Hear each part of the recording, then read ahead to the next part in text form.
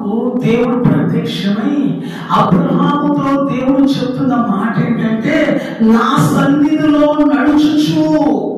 ఏ విధంగా అయితే హానోకు దేవుడితో నడిచి ఉన్నాడో, దేవుడితో నడిచి హానోకు ఏ విధంగా అయితే కొనిపోయాడో, అలానే నీవు కూడా నా సన్నిధిలో నడుస్తూ ఉండు.